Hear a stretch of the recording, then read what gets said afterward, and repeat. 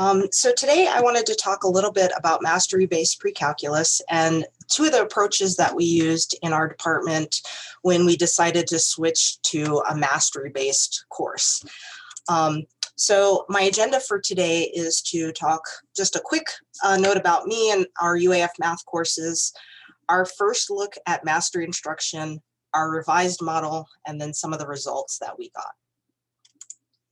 Okay, so as she said, my name is Latrice Bowman. I have a master's in applied mathematics and a PhD in education, and other qualifications are there, but basically we in this department have worked hard to try and improve our pass rates in calculus. We've looked at many models over the years, and I would say we started this effort probably about 15 years ago, and we've done many things. The mastery-based approach started about 6 years ago, and so a little bit about our courses. So currently we have 13 full-time faculty members, and between us we teach about 37 undergrad, grad, math, and stat courses. Usually our lower division courses are offered both in person and online. For pre-calc, we offer two types of pre-calc classes. One is for our STEM majors, and then one is for the education, business, and others who need a finishing pre-calc course. The presentation I'm going to talk about today is mostly for the STEM pre-calc. Most of our 3-credit math courses meet 1 hour a week, 3 days a week, or we have a handful of them that meet 1.5 hours, 2 days a week. For the STEM pre-calc and calc courses, these are 4 credits, and usually we ran those 1 hour, 3 days a week, plus a 4th day for 1.5 hours. And basically the idea was we would lecture those 3 days and then do kind of a group work or some sort of collaborative effort on that 4th day. Section sizes for this course are usually about 20 to 45 students in the fall and spring, and about 14 to 25 students in the summer. And as I said, we offer this every semester. We usually offer 2 or 3 sections in the fall and spring, and 1, maybe 2 sections in the summer. So like I said, we used to run the course in what you would call a typical pre-calc class. This meant that, like I said, we had 3 days of lecture. There was the 1 day of kind of a collaborative effort, and then we did, written homework and, maybe 2 or 3 exams during the semester. And what we found was, again, typical, student burnout by the end of the semester. We had, at the beginning, very high participation in class in attendance, and towards the end of the course, we were finding students were not quite attending or, not quite participating anymore. So high drop and DFW rates. So in our first redesign, what we wanted was we wanted to change the course just a little bit and offer a little bit of individualized instruction, because most of the students coming in had seen some of the early material before, and we're usually struggling with the later stuff, the trigonometry and the exponents and logarithms, those types of things. So individualizing the instruction, we were hoping to kind of curb that and make it so that students were spending the time where they needed. We wanted mastery of specific content. So like I said, this was the STEM-based pre-calc. All of the students, ideally, who took this class were going on to our Calc 1, 2, and 3 for the engineering and science. We definitely wanted to improve pass rates. As many people saw early on, pass rates in this class were very low. We were right there with the nation, about 40, 50%. It was very bad, and we wanted to get that up into the 70s, possibly higher if we could. We wanted to increase problem solving and critical thinking. The whole point of that 4th day was to get students thinking about math and being able to look at a problem, figure out a way to solve it, and then provide a solution. And we weren't quite getting that exactly like we wanted in the original format. And then we also wanted better instructor and TA collaborations. We were using our TAs mostly to help grade in this course, and there wasn't really a lot of interaction with them in the classroom. And we wanted to see a change in that. In addition, most of our pre-calc classes were kind of taught individually. So if you had 2 sections running in a semester, it wasn't necessarily that they were working together, and we wanted to change that. It was hard to see having these courses that there wasn't some alignment between. Okay. So parts of our restructure included redesigning some class time, daily individual practice. We wanted to keep the written assignments, but we wanted to make them so that they'd be a little bit more useful in giving feedback to the students. We wanted to do mastery assessment of specific concepts instead of having those 2 or 3 big exams that cover 3 or 4 chapters. We wanted to make this a little bit more in tune with the concepts that they were really going to need in calculus. And we wanted to give them an opportunity to reassess. So if they didn't hit a certain mastery level, we wanted to be able to let them try it again and see if they could improve on that. There was a drive to kind of incentivize students. Like I said, we saw a lot of burnout towards the end of the semester, and we wanted to see if there was a way we could get students kind of in tune with their learning and being more encouraged to stick with it. And we wanted to encourage collaboration, not just in the classroom, but like I said, between the instructors and the TA. Okay. So our first redesign, basically what we did is we, instead of meeting 4 days a week for 4.5 hours, like I said, our schedule usually runs 3 days a week or 2 days a week. So Monday, Wednesday, Friday for an hour, or Tuesday, Thursday for an hour and a half. What we did is we ended up taking 5 days. So instead of trying to block out that hour and a half in their schedule 1 day a week, we split that over the 2 day a week. And so 3 days a week, we still had many lectures, and I'll explain how we did that. We still wanted collaboration, but we chopped those up. Instead of having one big assignment due once a week that they all worked on, we wanted individualized, kind of smaller assignments that built in with the lecture and the stuff that they were working on. And then we did kind of a final question and wrap up. 1 day a week was individual practice. For this first redesign, we used ALEKS. So during that individual practice time, some students were working on their computers in ALEKS, some were working on the worksheet, and I'll talk about that in just a second. And then 1 day a week we reserved for assessments or retakes or individual practice. Usually this was a Friday, but it did happen sometimes that it turned out to be a Thursday. But usually later in the week, if it was at the end of a module, they would be taking an assessment. On the weeks that we didn't have assessment, students were offered the opportunity for a retake, or if they had already mastered the material, they could work ahead on their individual learning modules. Okay. Each module was about 2 weeks long, so we were looking at about 6 assessments for the class.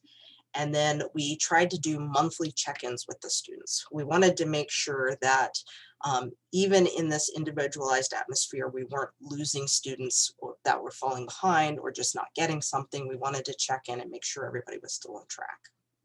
Okay. In ALEKS, students were required to work a minimum of 8 hours per week. Where we came up from this was we looked at different institutions across the nation and saw how they designed their mastery-based courses. And what we found is most colleges were using 5 hours a week as their ALEKS. Others were using 10. We kind of did somewhere in between. And we wanted to keep a regular amount of hours per week because we found with our bridge programs that we offered, this kept students kind of working ahead and making progress in their ALEKS pie. The 8 hours per week could include class time. We weren't trying to overload the students with additional work. We wanted to try and keep what we were doing equivalent to kind of the amount of work that they saw previously. For the written assignments, these were individualized, and we basically set it up so that in ALEKS, as students are working, they have the option to print out a worksheet. Basically, we said for each module, students had to submit one worksheet and score at least 85%. So they would generate their worksheet in ALEKS. They would get their 20 problems. Basically, 15 of those problems would be current material, and 5 would be kind of review. We graded them on completeness, correct answers, and notation. So we were looking that they were writing things out correctly, so that when they got to our proofs, our calculus class, and they had to do proofs, they could explain what they were doing. If a student didn't reach the 85%, so maybe they got some deductions for one thing or another, they could resubmit another worksheet, and this had to be done within the module time. So we had some students who would submit it, 2 days after we started a module, and then they'd have opportunities to redo them. The first time around, we basically just said, you can submit as many times as you need until you hit that 85%. We learned our lesson, and you'll see why in just a minute. For the classroom instruction, so as I said, we started with 15 to 20 minutes of mini lecture. What we used was, in the ALEKS analysis, we could pull up where students were learning.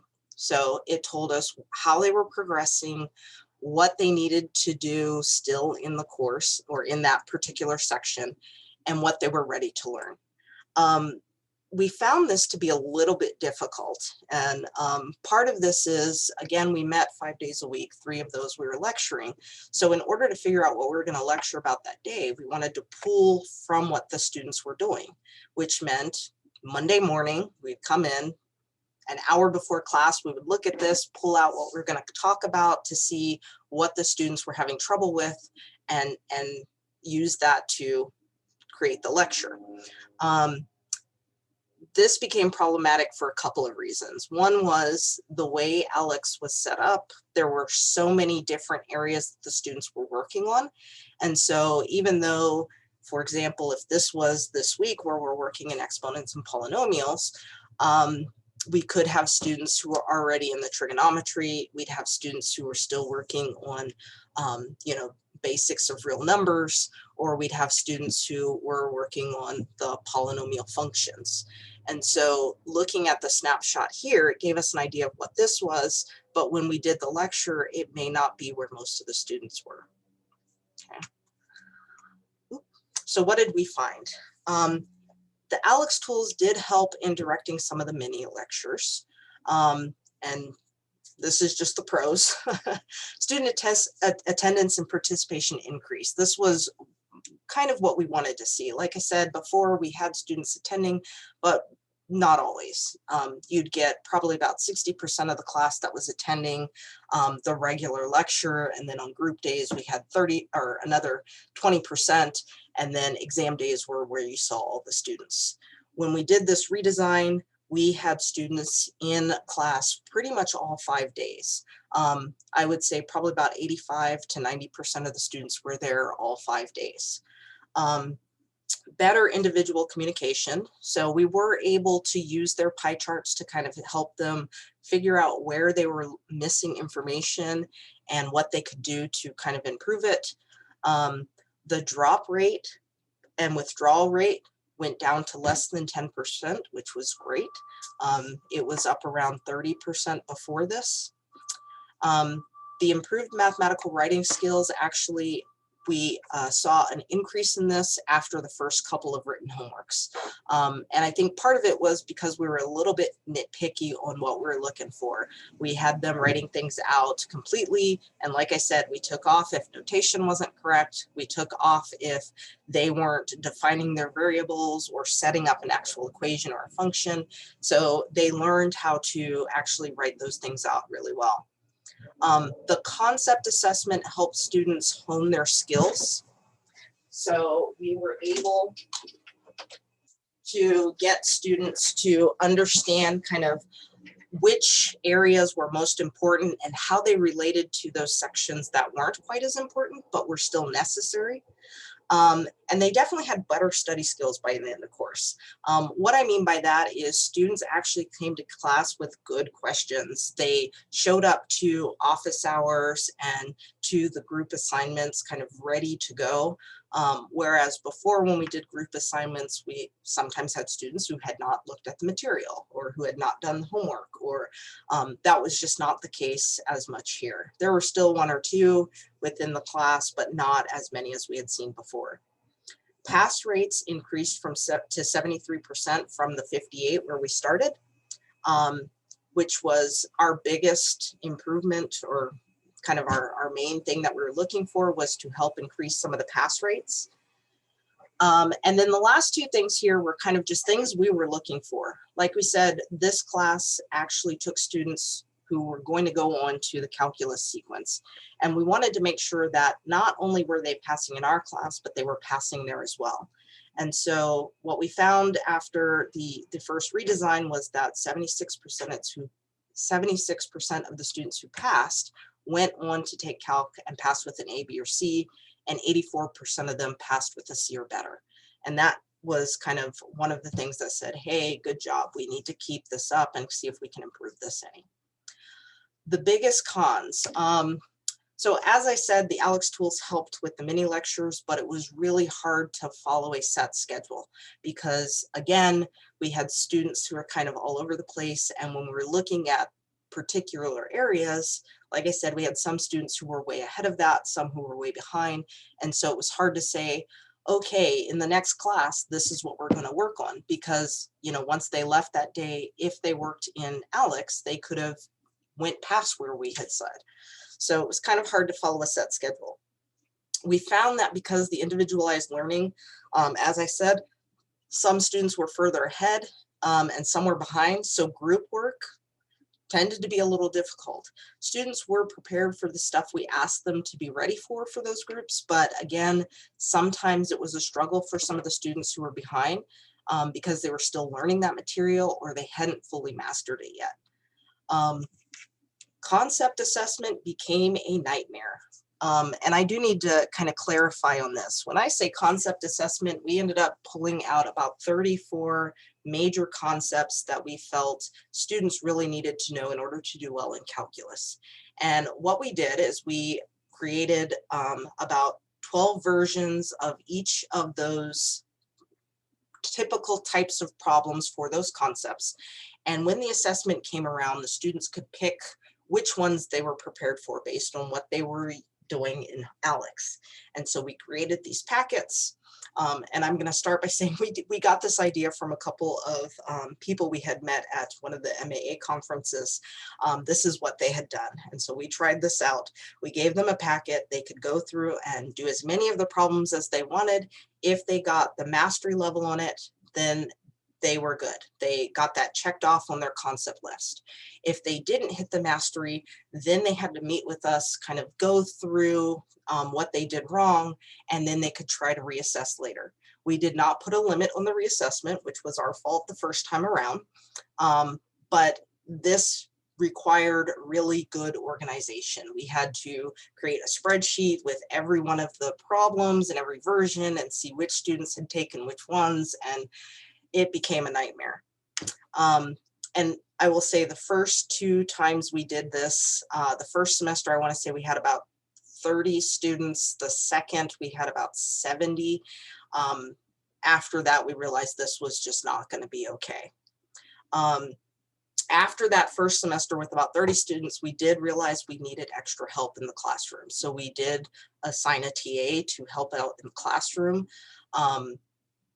2 days a week, and also to help with the grading of the written assignments as well as the assessments. The assessments were group graded with us and the TAs. The biggest con was that both students and instructors found ALEKS to be very frustrating. As we said, we didn't intend to increase student workload with this method. We assumed there was going to be a little bit of increase because of the individualized learning, but what we found the first couple semesters was the increase was well more than we expected. For students, it became frustrating because if you haven't used ALEKS, the idea is that you will get a problem, you answer it 3 times correctly to add it to your pie chart, and your goal is to fill in the pie chart. It breaks it up into different sections. If you miss a problem, it's going to make you go back and redo that 3 times. So let's say you get a problem right, you get another version right, and then you enter something incorrectly. Even though you knew what you were doing, you entered something incorrectly, it's going to make you start over. That part in itself was frustrating for students.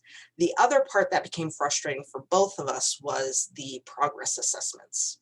Okay, so students who had been continually working, ALEKS is going to give them a progress assessment to check and see that they still understand all of the material that they added to their pie chart. If they miss something in there, it takes it out of their pie chart. If they are getting things correct, it might move them ahead and give them stuff that they're ready for. But what we found is if the student was not having a good day and they missed something, we had students who lost anywhere from 10 to 25% of their pie. And again, to put all of that back in became kind of frustrating for the students. Okay. So the first set of adjustments that we made, we kept the mastery worksheets, but we limited these to about 3 attempts per module. What we found the first time around is most students did 1 or 2 attempts, but we did have some students who were doing 4 and 5 because they were wanting to get that 100%, even though we were only requiring 85. So we limited it to 3 total attempts. We changed the concept assessments to module assessments. So they could still do a retake. And what that meant was instead of just doing the assessments on the 34 concepts, we ended up taking those 6 modules and making them module assessments. So the module did have those concepts in it, but it also included other stuff, which reduced some of the anxiety for the students and made our lives a whole lot easier. Okay. The other thing we changed is before we had students doing retakes at any time. So every week we had 1 day set aside for an assessment or retake, or they could work on, other stuff. We redid that. So every 2 weeks they had an assessment, and then the last 2 weeks of the course we did retakes. So we wanted to make sure that when they were leaving, they still understood that material instead of having an assessment and then, practicing and reminding yourself of it, and then a couple of days later taking that a similar assessment. After the 3rd week of class, we removed the ALEKS time requirement and made it a topic requirement based on the student rate. So instead of 8 hours per week, those first 3 weeks, we let students kind of work. Most of that material in that first 3 weeks is prerequisite with some new material brought in. And so what we were looking for was how quickly they were adding topics. So were they doing 3 topics per hour, 7 topics per hour? We wanted to look at their rates, and then we based their requirement on that rate. So we wanted them to stay somewhat consistent throughout the semester. This actually reduced the amount of time students were working, but it actually increased what they did on their pie chart. And you'll see that's in what we found. We also tried to reorganize the ALEKS modules because, like I said, that first couple of semesters we tried this, they were kind of all over the place and it was very frustrating. So we wanted to try and make it a little bit more streamlined, kind of what we saw with the prior pre-calculus outline. The other thing we did was we skipped some of the progress assessments. I don't know how much this helped, but it definitely made students happier and made our lives a little bit more easy when, if they were working consistently, we said, you don't have to do that progress assessment, you just have to do the module assessment. If you had missed days, so if we had a student who didn't work on ALEKS 2 days in a row, we said you have to take that progress assessment. So it encouraged them to keep working regularly, and that actually reduced some of the reduction in pie progress that we saw. What we found is this didn't really change the pass or withdrawal rates. Students were still staying in the class about the same they were with the previous ALEKS method. It did increase the completion rate on the pie charts, and I think that was again because students weren't going back as much. They were allowed to keep making forward progress. The big thing we found was the reduction in work for the TAs and the instructors on the assessments and worksheets. Again, the mastery worksheets, a lot of times when we talk about this, people think, oh, that's a lot of work of grading. But the nice thing in ALEKS was the reason we use those ALEKS worksheets is every time a student generates them, the answer sheet gets it generated as well for us, not for the student. So going through and seeing whether they had the answer right was very easy. then we could just spend time looking at how they wrote out the mathematics and giving them feedback there. And that actually reduced a lot of the work in grading on those.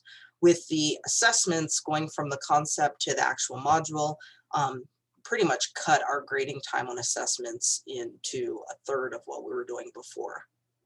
We still had some issues with ALEKS. I would say we still had a lot of extra time being spent on that. And we still had some issues with the module matchup, not as much, but there were still some concerns there. The time spent was the biggest issue. One of the nice things about ALEKS is you can go in and get a time and topic report. So you can see exactly how much time students are spending. And what we found is on average, students were spending between 20 and 30 hours a week on this course. And that was way more than we expected. And what we found, it was detracting from some of the other classes. Students were doing great in our math classes, but we found that their overall GPA had slipped a little bit. And so we felt that we needed to correct that. So after some review of a lot of different tools out there, we took a second look at the mastery and decided to get rid of ALEKS and work with HAWKS. We kept a lot of the same structure. So if you look at the class side, we still kept the 3 days a week with the mini lectures, group work, the 1 day a week of individual practice, and the 1 day a week of assessments, retakes, individual practice. And I should actually take retakes out of there. It was assessments or individual practice. We kept the retakes at the end of the semester. Again, each module was about 2 weeks. And I wanted to point out that HAWKS had end of chapter reviews. The first 2 times we did the HAWKS, we didn't require these. We didn't even kind of stress them to students, but what we found is a lot of students were actually doing them on their own. And so after the second semester of HAWKS, we started offering those for extra credit. Students were required to reach 85% mastery on each section. All sections were available the first day of class, and what we did was we had them do 3 days before the assessment attempt. So if we had our 2-week layout, they could have started it prior to the start of that 2 weeks, but it was due the Wednesday or the Tuesday before the assessment, which was going to be on Friday. We did give students a late leeway. So we did a graduated deduction in HAWKS. If they turned it in 1 day late, it was 10% off. If it was 2 days late, it was 20% off, and so forth. And this, we played around with that the first 2 semesters, but ended up keeping that throughout the rest of this approach to the mastery. Written assignments were still worksheets. These were no longer individualized. There wasn't there's a way to do it in HAWKS, but it wasn't as individualized as we saw with ALEKS. So what we did is we created, again, a couple of versions of each worksheet, posted them, let the students work through it. If they didn't get the 85%, they could do the other version. And we only allowed the 1 attempt.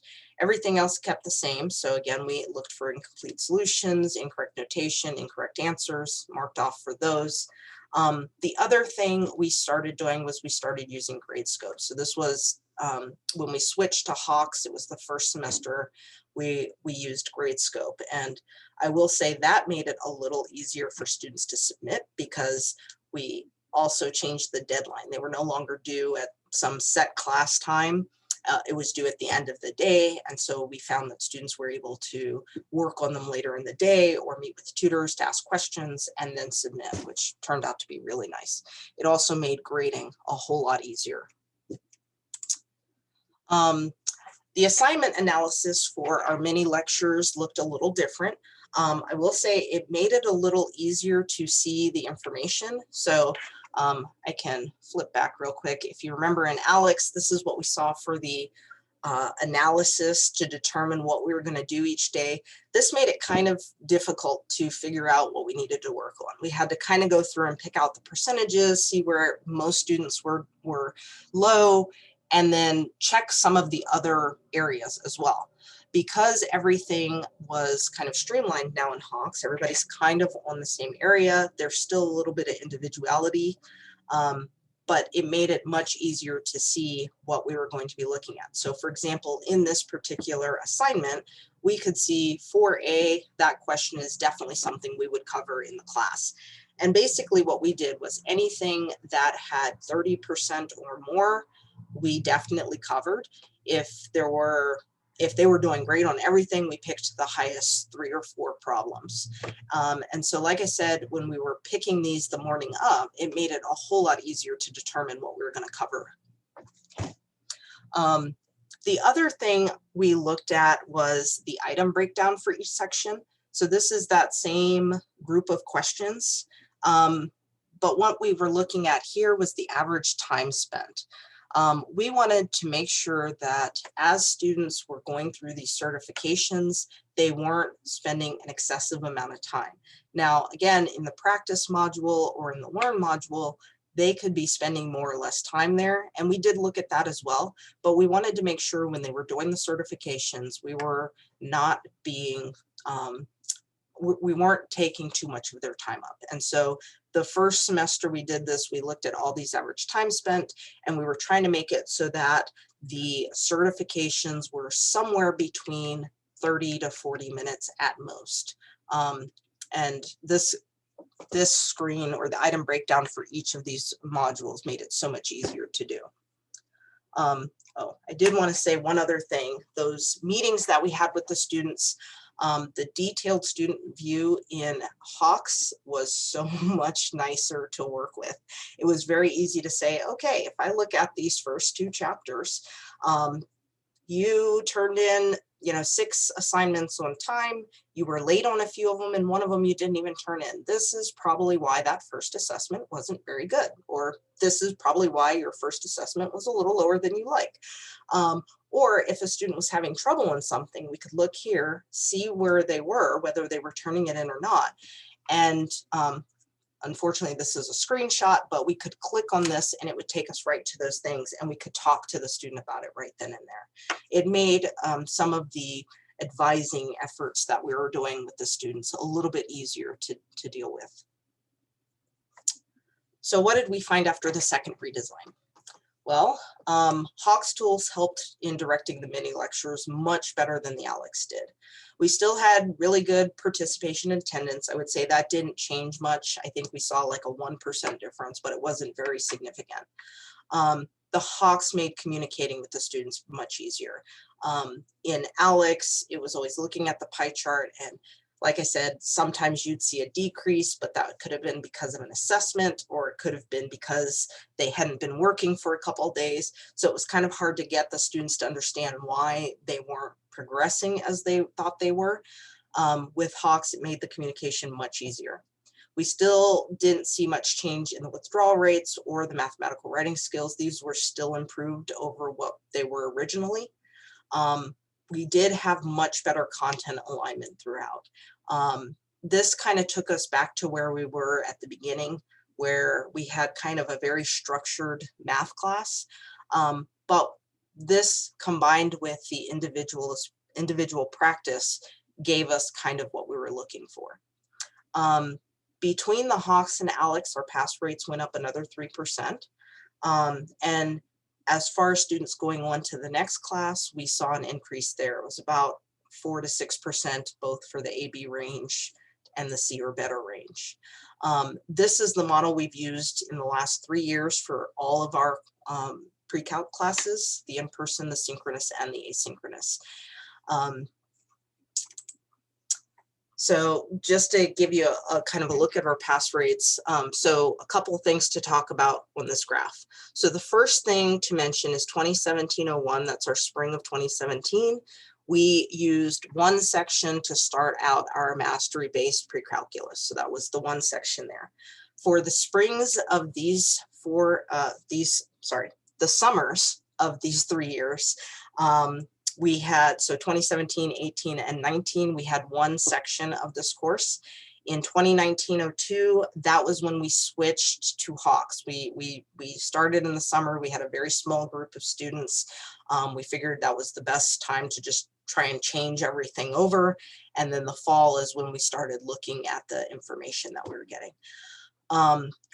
Prior to 2019, we were offering 3 sections of pre-calc in the fall and spring. After 2019, we've been offering 2, 1 in person, 1 online. And of course, 2020, 2021, that would be our COVID times.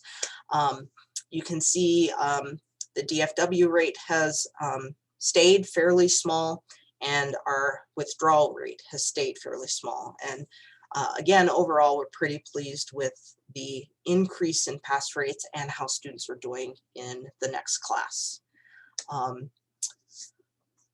don't have more to say. I guess the only other thing I want to say is we plan to continue this model. The one thing that we are looking for in the future is kind of simplifying the costs, and that's more of a university mandate than our personal, but we are trying to go in many of our courses OER, and so I'm not sure how that's going to affect what we're doing in here, but looking for lower cost solutions for the students. Both of these are much lower cost than where we were before. ALEKS was about $80, $85 per student. There's no textbook that we were using with ALEKS, and so again, some issues arose there. With Hawks, they get a textbook and the online program, and we're looking at about $110 for a student. And again, we use that same text for a couple different classes, so it makes it nice for the students who have 2 or more. But one of the things that we're looking for in the future is possibly some lower cost solutions for the students. All right, I feel like I've talked a lot, hopefully given you some insight to what we've done.